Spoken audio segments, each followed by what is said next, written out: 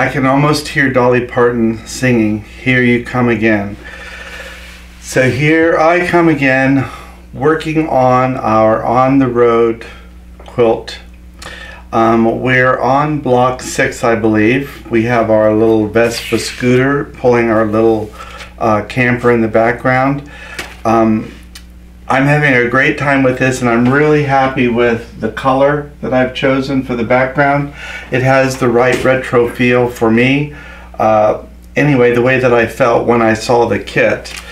I like to do something a little different than what the original sample was, just to see what personality does to the project. I know everyone likes to pick out their own fabric, but some people it scares them. And for me, it's one of the parts of the process that I really like. So I have my block 6 from my kit, and I'm going to go ahead and pull out the color placement guide, the color cover sheet. They're also going to have in here my pattern and all of the applique shapes. There's my pattern. This is my instructions for how the process works. But before I get my pieces out, I'm going to go ahead and iron my background paper. I always imagine in my head that people think I'm crazy for ironing paper. But that's never stopped me before. I like to iron the paper, and I am using a dry iron. There's no water in my iron. I like to use the dry iron to get the creases out of the pattern. Because we're using the pattern as a placement guide for all of the components, I don't want a big crease in the paper making me misjudge where one of the shapes goes. So I always like to iron it first.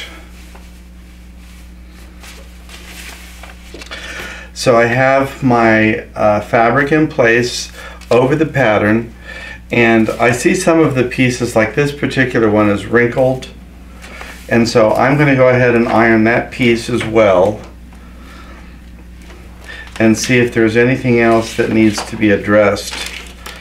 Sometimes a pattern piece is so large it has to be folded to be put into the packaging, and those are the ones that I really like to address, making sure they're nice and flat. And we've got lots of pieces today. So I'm going to go ahead and pull the camera in as I sort things out, and we could get started on this puzzle. I have all of my components laid out. Some of them are in an area where they belong and some of them aren't.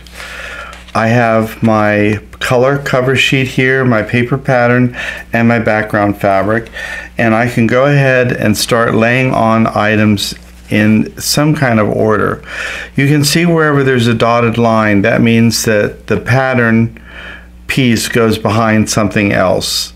So the end of the trailer hitch here goes under the trailer, the camper. This wheel goes over top of the camper, but underneath the wheel well cover. And I'm sure that's probably what one of these are. So we can go ahead and start putting some of the pieces in place. I'm going to start with my trailer hitch.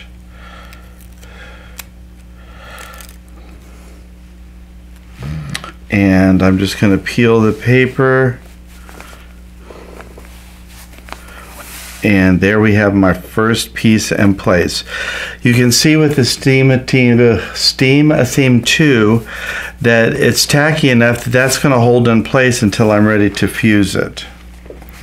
I know that the stripes are the bottom of the camper, and that's a pretty big piece, so I could go ahead and get that one next.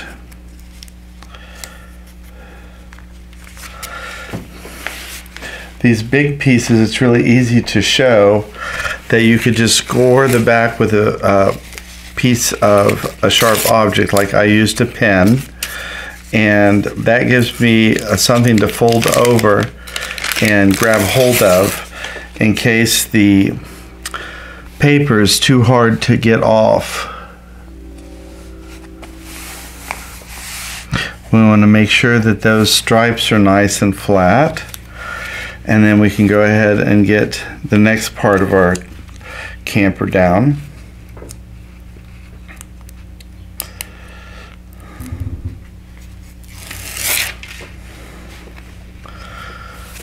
See my little ant? I invited this problem upon myself because I brought peonies in from the garden.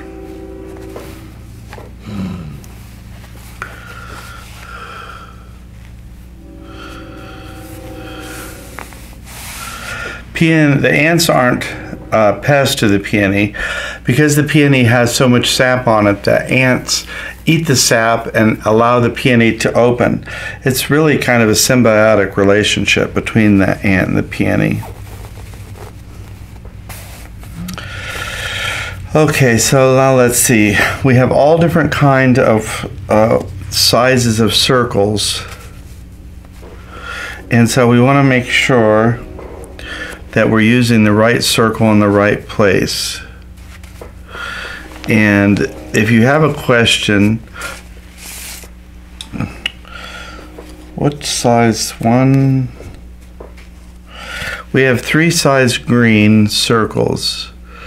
So I would imagine the smallest one is the front of the camper, and then the 2 matching ones are the Vespa scooter, and the large one is the back of the camper. That's my guess. That's what I'm going with. So there really are a lot of circles in this particular month, so you want to pay attention to that. If you're having young ones help you with this, it might be a little fun puzzle for them to figure out. Now we could use our hubcaps will be next, and I'm using my largest turquoise hubcap for the largest wheel, and then the other 3 I think are identical. All of these shapes have to be programmed into the computer in order for them to laser cut. So if you were able to lay out all of our shapes that we use, you would find that each shape gets reused multiple times in different patterns because they're already programmed in.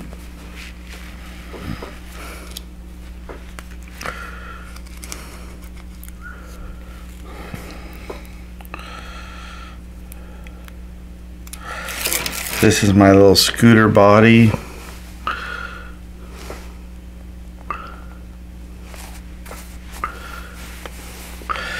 I can see where the headlight and the tail light go, so I'll go ahead and do those now. Those I'm going to have to lift up.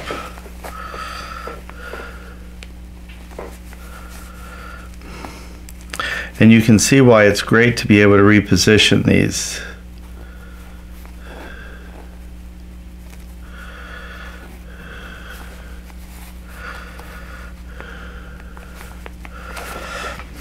That one, it was almost more important to pay attention to the applique shape than it was to the pattern piece. If I'm going to err, I'm going to err on the side of the actual shape of things, not the pattern. And let's see, we have 2 different things here. One of them is my little rack to hold things on my scooter, and the other one is the seat. And I hope this is one of those gel cushion seats, because if you sit on a bike seat long enough, it hurts your derriere. And let's see.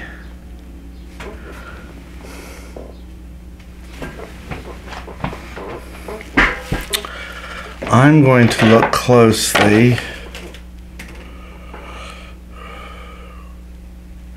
Okay.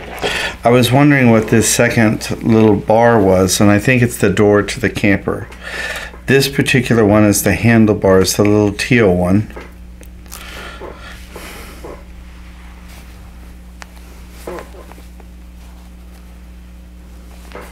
And I'm happy that even these pieces being similar to the background are still showing up really well.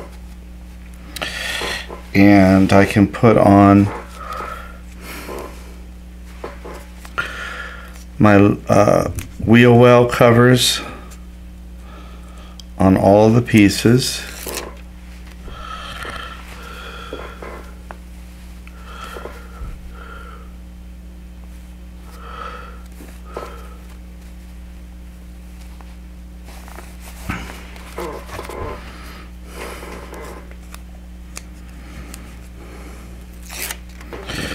My paper backing is peeling off really nicely.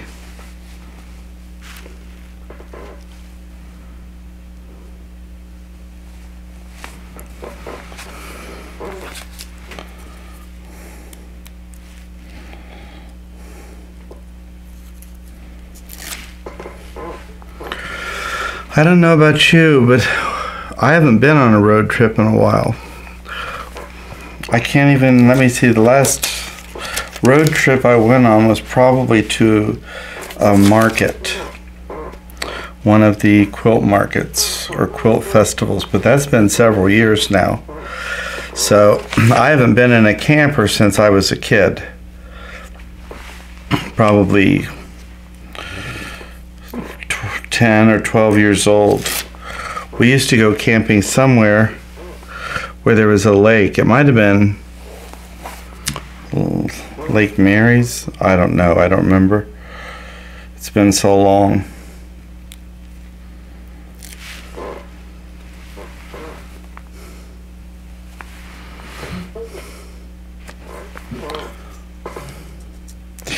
These are the windows for the camper.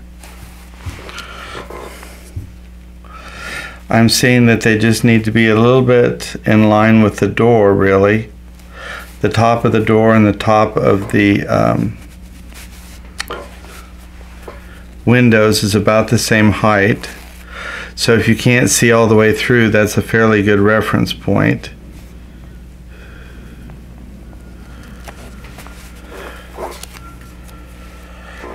And then after we get this next window in, it's all down to flowers, the flower decorations. So we have, let's see, the biggest one is purple, and it goes in the background.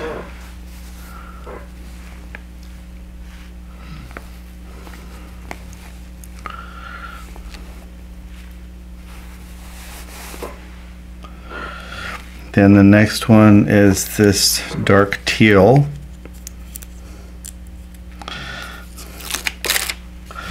The dots don't get overlapped, so I don't have to worry about those yet, the centers. And then my orange is on top.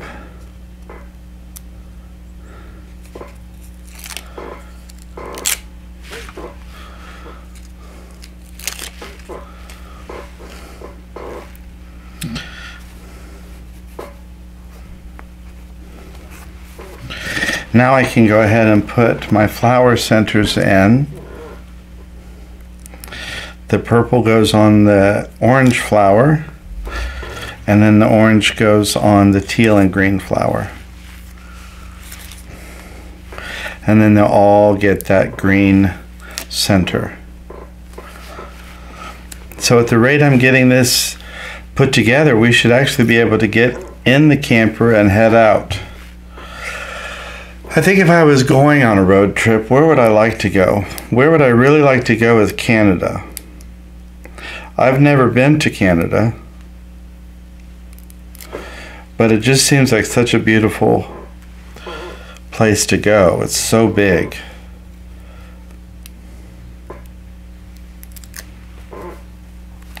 But if I'm telling the truth, I think I'd rather go on a train trip than I would a car trip.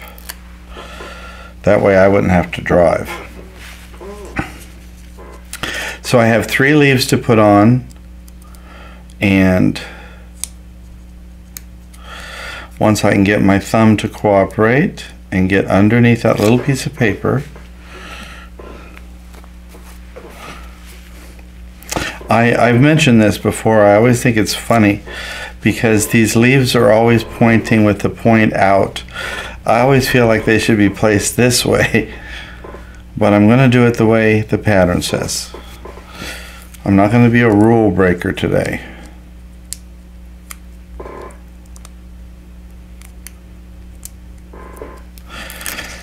And just like that, we have all the pieces of block number 6. At this point, it's nice to note that all these pieces can still be moved if something isn't quite to your liking. For instance, I could move that wheel hubcap just a little bit. It's either the hubcap or the wheel well that's bothering me, but I think that's okay now. Maybe not. I want this flat part to be flat also.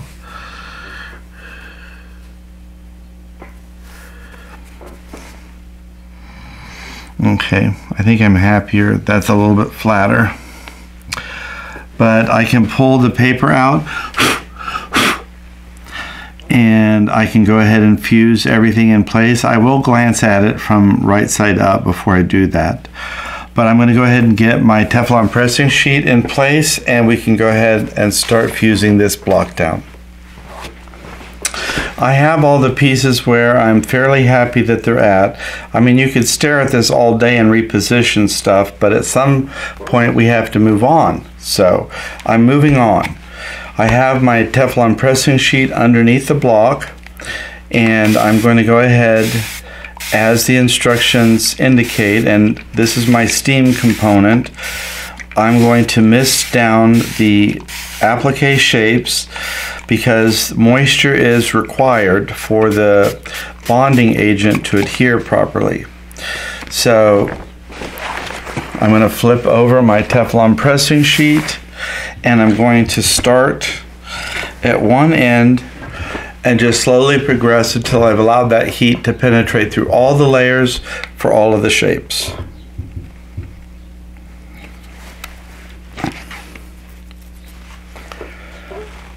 Time is the essential factor here, and it's going to be different for everybody. Time is relative.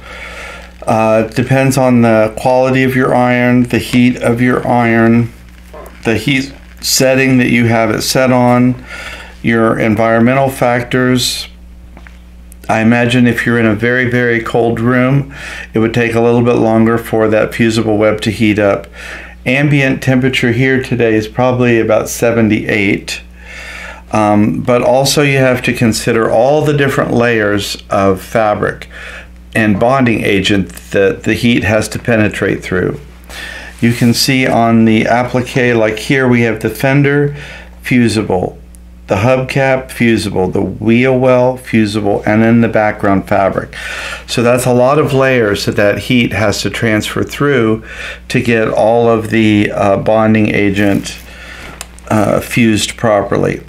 So once I do this again from the front, I'll go ahead and flip this over and reverse the process or repeat the process rather, so that I make sure that the heat has transferred through all the layers, especially where it's compound layers, like the camper, the door, the doorknob, the wheel well, the bumper, and the camper. All of those areas are going to require a lot of time for that heat to penetrate through. So when I get to the back, I'll show you where I'm at and we'll keep going from there. I might well have been daydreaming when I was supposed to be showing you that I ironed this from the back, but I always do. I always flip the block over, I respray it with the spray bottle, and I make sure that it's ironed not only flat but dry, and I want to see that fusible has bonded perfectly. I can see there's no loose edges anywhere. So this is block number 6 that we have finished for the On the Road Dots quilt, and I'm going to go ahead and get that pinned up so you can see that on the quilt in progress, and you can be letting me know if you think that this background worked or what color background you might use given the choice that you were working on this. And I hope some of you actually are working on this with me.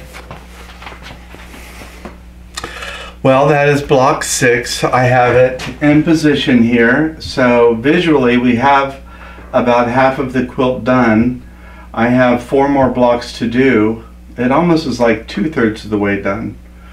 It looks good with this outside border, but that's not what I'm going to be using. So we are done with block 6. Next month we'll be showing you block number 7. So I want to thank all of you for keeping up with me here at the studio and following through with this project. For those of you who are just starting, you can always go back to the beginning. There's a playlist for this particular quilt. Thanks for joining us here in the studio, and we look forward, as always, to seeing you again next time.